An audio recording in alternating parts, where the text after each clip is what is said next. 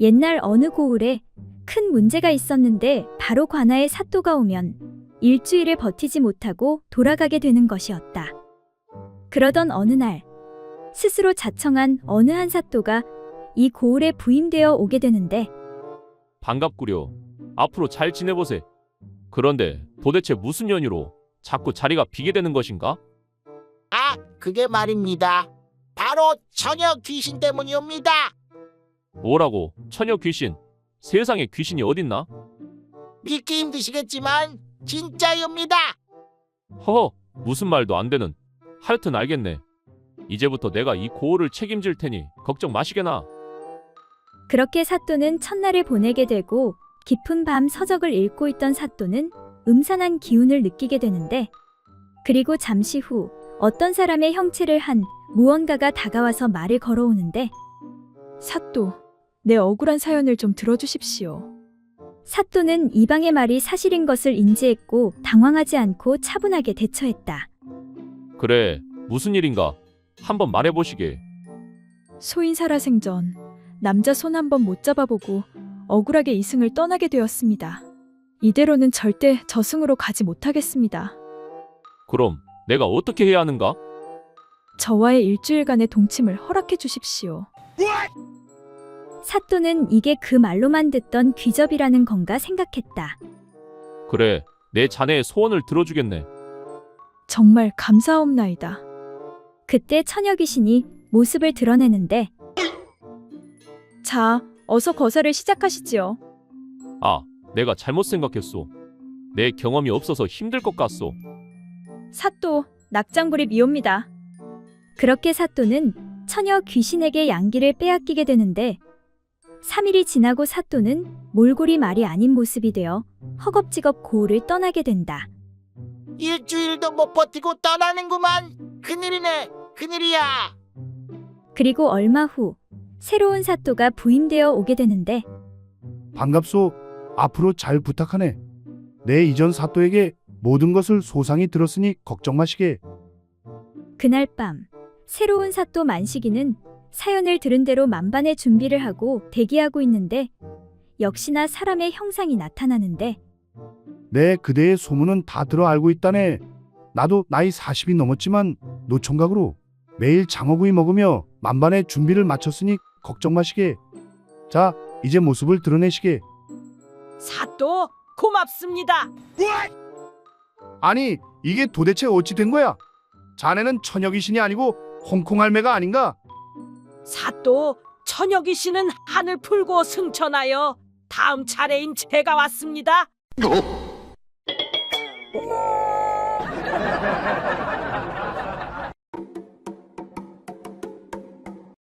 옛날 어느 고을에 어떤 신랑이 아내와 함께 오랜만에 처갓댁에 가게 되었다. 이에 장인 장모가 반가워하며 밥을 지어 대접해 주었다.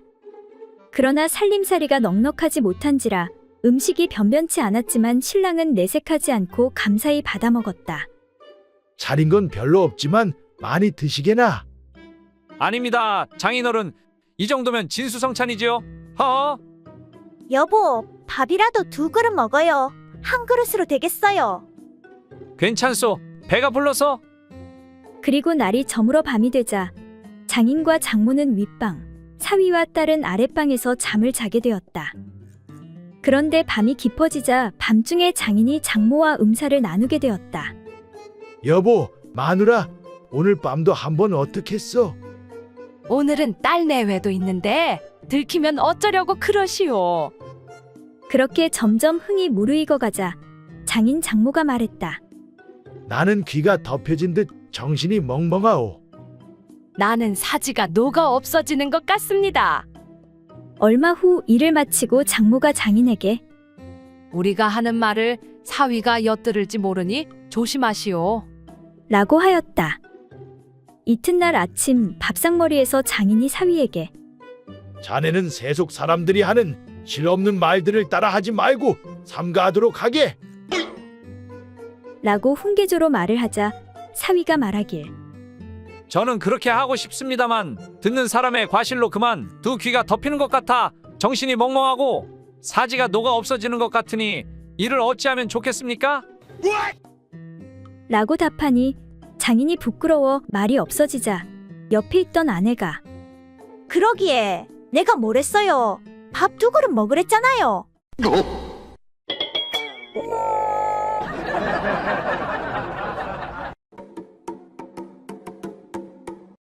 옛날 어느 고을에 한 늙은 부부가 2 아들과 며느리를 두었는데 모두 효자 효부였다.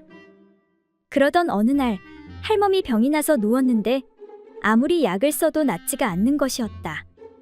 그리하여 수소문 끝에 이웃 마을의 용한 의원을 불렀는데 의원이 약을 지어주면서 말하기를 조모가지를 넣고 오래 달여 먹으면 반드시 나을 수 있으니 너무 걱정하지 마십시오. 의원이 말한 조모가지란 즉 조이삭을 넣고 오래 달여 먹으면 낫는다는 것이었다. 그런데 식구들이 그만 조모가지를 남자의 물건인 존모가지로 잘못 알아들어 큰 사단이 일어났다. 먼저 큰 아들이 말했다. 어머니를 살릴 수만 있다면 내 물건을 잘라서 약으로 드리도록 하겠습니다. 이를 들은 큰 며느리가 펄쩍 뛰며 말했다. 아직까지 자식이 없어서 제사 모실 자식을 낳아야 하는데 소중한 그것을 자르면 어찌 한단 말이여. 이번에는 둘째 아들이 나섰다. 형님 것이 안 된다면 저의 물건을 잘라 드리도록 하겠습니다. 그러자 이번엔 작은 며느리가 펄쩍 뛰며 말했다. 아니, 아직 시집 온 지 몇 달밖에 안 되었는데 난 빳빳한 그것이 없으면 못 산단 말이에요. 이에 화가 난 영감님이 소리쳤다. 이런 부려막심한 놈들, 너희들이 안 된다면 하는 수 없구나. 나의 물건이라도 베어서 놓고 약을 달여서 할멈을 살려야겠다. 그러자 할멈이 놀라 병석에서 벌떡 일어나면서 하는 수 없구나. 영감 것은 아무 쓸모가 없으니 어서 베어서 약을 달여오너라.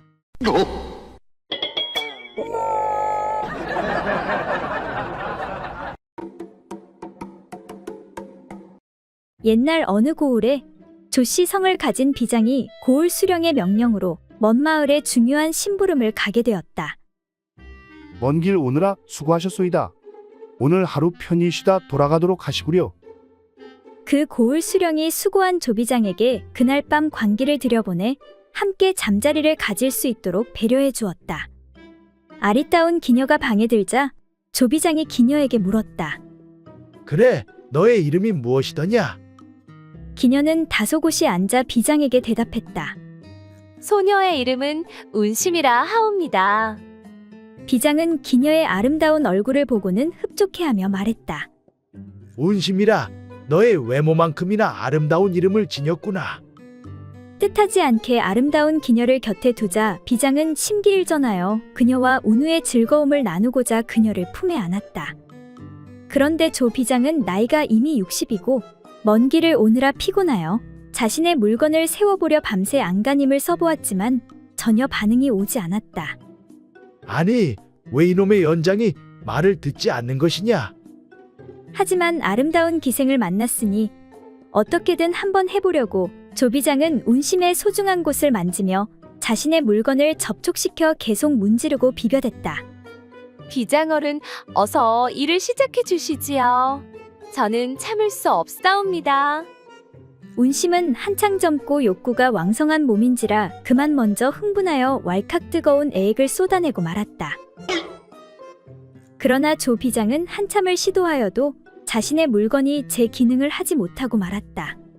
결국 조 비장은 운심의 몸에서 나온 축축한 체액이 손에 느껴지자 미안한 생각이 들어 슬그머니 뒤로 물러났다. 이거 정말로 미안하게 되었구나. 내 먼 길을 오느라 몸이 피곤해서 그만. 라고 하며 기녀의 이름과 자신의 성인 조라는 글자를 넣어 시를 하나 지어 읊었다. 운심무이 출수. 운심은 생각 없이 물을 쏟아내는데 조건 비지환. 조씨는 날다가 지쳐 그만 돌아올 줄 아는구나. 이에 화가 난 기녀가 아니 비장어른 그 조씨란 놈이 한 번도 나른 적이 없는데 도대체 언제 지쳐 돌아갔단 말이옵니까?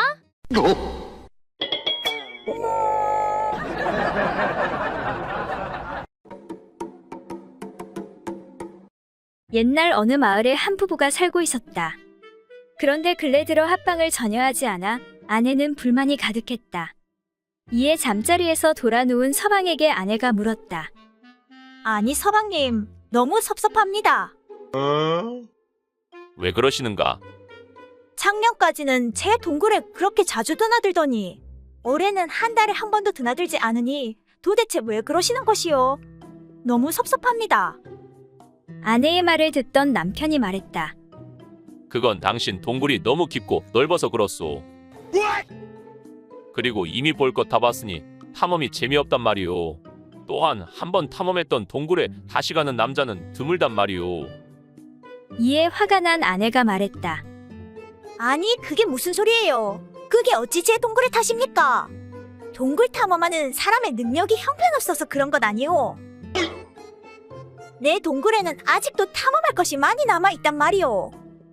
그게 뭔 섭섭한 소리요. 나한텐 아무 문제 없소.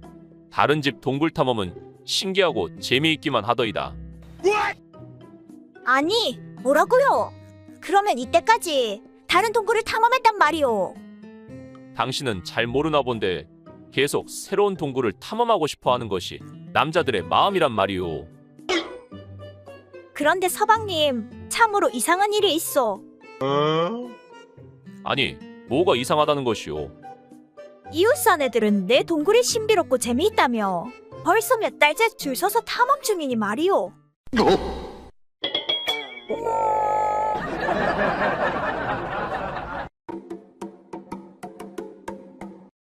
옛날 어느 마을에 과부경자는 혼자 어렵게 떡 장사를 해서 겨우 입에 풀칠하며 살고 있었다.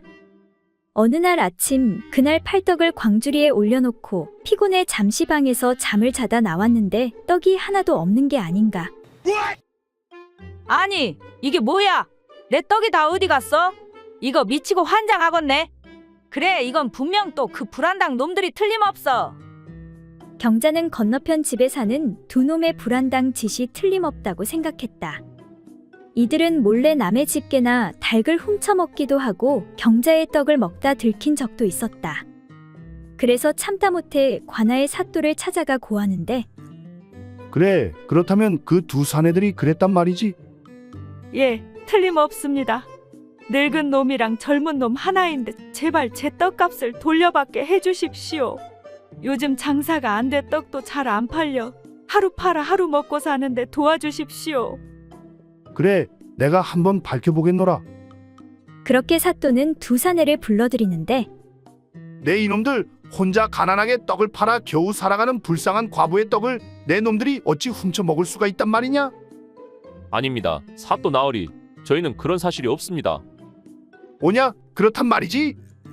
사또는 부하를 시켜 냉수를 가져오게 하는데 지금부터 물을 머금고 입안을 가시게 한 뒤 삼키지 말고 뱉어보거라.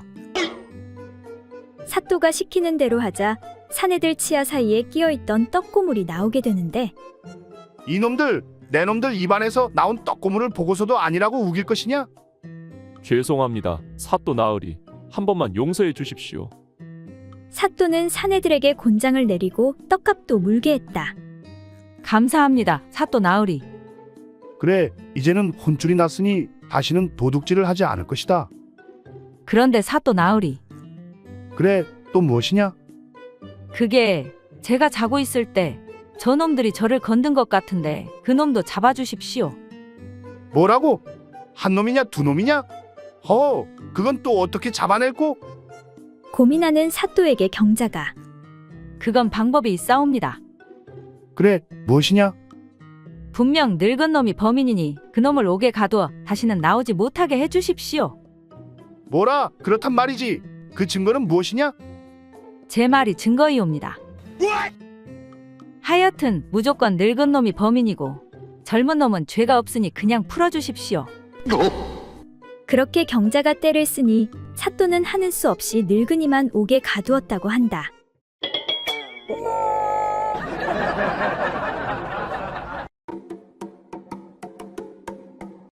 옛날 어느 마을에 어떤 부잣집 노인이 딸 셋을 두었는데 집안 형편이 넉넉할 때 장녀를 시집 보냈으며 그때 신랑의 나이는 22세의 대감댁 자제였다.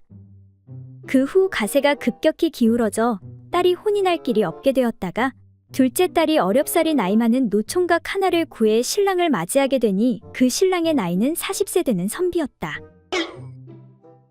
그리고 시간이 더 흐르고 나서 집안 형편이 더욱 어려워져 모든 재산을 날리고 그 많던 종들도 다 떠나고 겨우 하나만 남게 되었다. 그리하여 셋째 딸은 겨우겨우 호라비 하나를 신랑으로 맞이하게 되었는데 그 신랑의 나이는 50세가 넘은 양반이었다. 그러던 어느 날 세 딸이 친정에 모일 기회가 생겨 조용히 얘기를 나누고 있었는데 이런저런 이야기를 하던 중 각자 자기 신랑의 물건에 대한 이야기가 나오게 되었다. 먼저 22세 사내와 결혼한 장녀가 말하기를 우리 신랑의 물건에는 빳빳한 침이 있더라. 육침이. 그러자 40세 부록과 결혼한 둘째 딸이 답하기로 우리 신랑의 물건에는 힘줄 같은 것이 있는 것 같았어요. 라고 말하였다. 그러자 50세 지천명과 결혼한 셋째 딸이 말하는데 글쎄, 우리 신랑은 침도 힘줄도 아니고 다만 힘 없는 껍데기와 부드러운 고기뿐이던데요. 라고 하는 것이었다. 그때 우연히 세 딸들의 그 말을 엿들은 노인이 크게 한숨을 쉬고는 중얼거리며 말하였다. 우리 집안 사정이 낭패를 보아 둘째와 셋째가 육침의 맛을 보지 못하니 그것이 한스럽구나. 정말 한스럽도다. 그때 그 집에 하나 남은 종인 떡새가 노인을 위로하며 말했다. 주인어른, 너무 자책하지 마십시오. 이미 세 아씨 모두 빳빳한 육침을 질리도록 맛보았습니다요.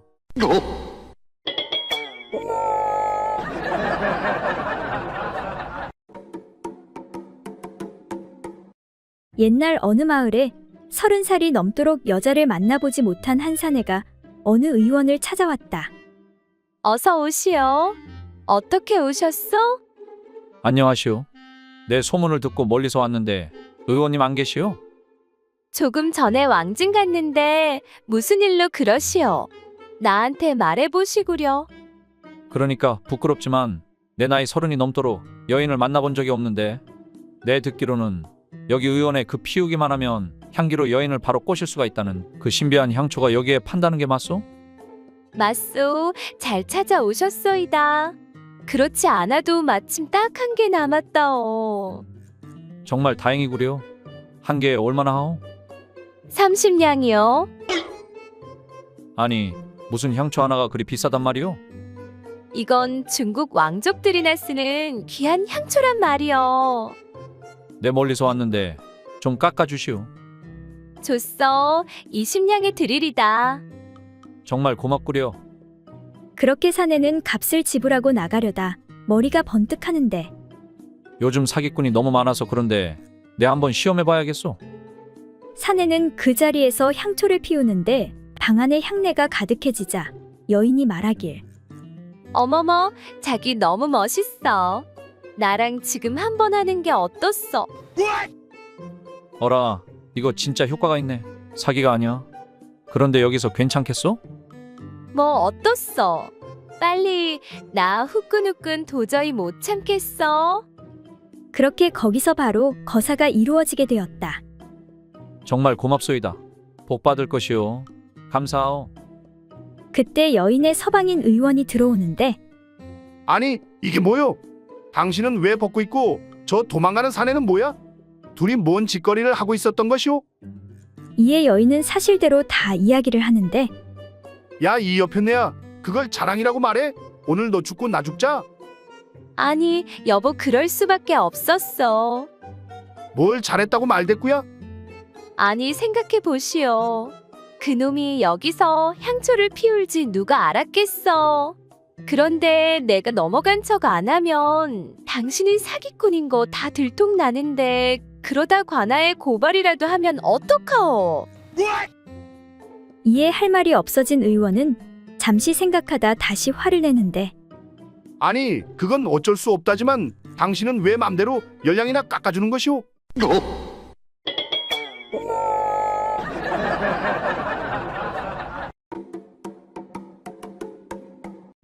옛날 어느 마을에 사는 한 노부부가 어리석은 바보사위를 얻어 함께 살고 있었다. 하루는 노인이 딸에게 떡을 만들어 먹자고 하였다. 얘야, 출출한데 떡이나 좀 쪄오너라. 잠시 후 배고픔을 참지 못한 사위가 부엌으로 들어가 여보, 배고파 죽겠어. 언제 떡을 먹을 수 있어? 이에 딸이 떡을 사위에게 건네주는데 네, 이제 다 했어요.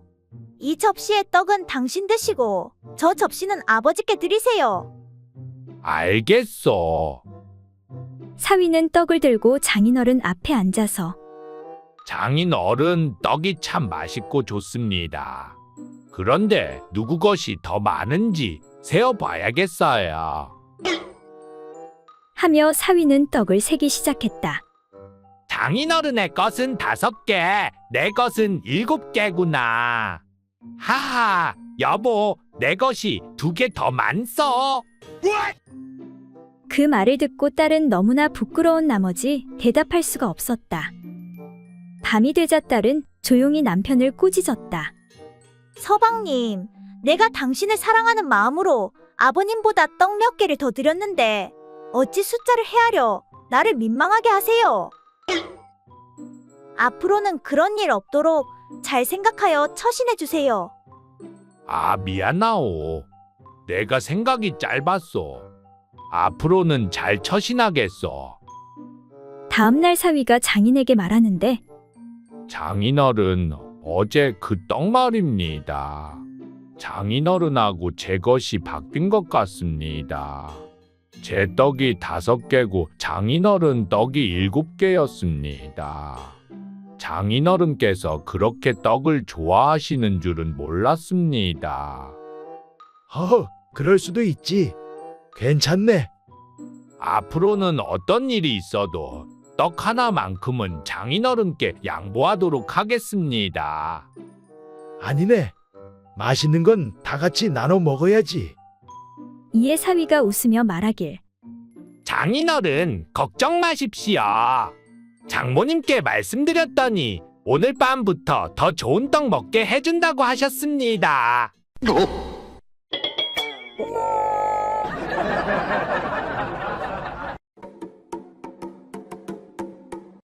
옛날 어느 시골 마을에 아버지와 어머니 그리고 어린 아들 하나가 가난하게 살고 있었다. 어느 날 저녁 아내는 집안 청소와 밥을 하기 위해 여러 가지로 분주했다. 그래서 어린 아들을 불러 심부름을 시켰다. 얘야, 얼른 장에 가서 두부 한 모 좀 사오너라. 싫어요. 나 지금 놀아야 돼요. 놀기에 바쁜 어린 아들은 고분고분 엄마의 말을 듣지 않았다. 다시 엄마가 어린 아들을 야단치며 말했다. 얘야, 어른이 말할 때는 싫다고 해선 안 되는 거란다. 그러니 늦기 전에 어서 가서 두부 한 모 좀 사오너라. 어머니에게 야단맞은 아들은 하는 수 없이 심부름을 갔다 오게 되었다. 그렇게 저녁밥을 먹고 가족은 일찍 잠자리에 들었다. 방이 하나뿐이어서 모두 함께 잤는데 그날따라 남편은 그것이 하고 싶은 생각이 간절했다. 아내도 눈치를 채고 잔뜩 기대하고 있었다. 어린 아들이 자는 것을 확인한 남편은 얼른 아내의 배 위로 올라갔다. 그렇게 한참 끙끙대던 남편이 말했다. 여보, 뒤로 좀 돌아봐봐. 자세를 좀 바꿔서 해보자고. 그 말을 들은 아내가 싫다는 표정으로 말했다. 여보, 뒤에서 하는 건 싫어요. 그러지 말고 어서 한번 뒤돌아보래도. 싫어요. 그런데 그때 자는 줄로만 알았던 어린 아들이 벌떡 일어나며 엄마에게 소리쳤다. 엄마! 어른이 시키는 것을 싫다고 하면 안 되지.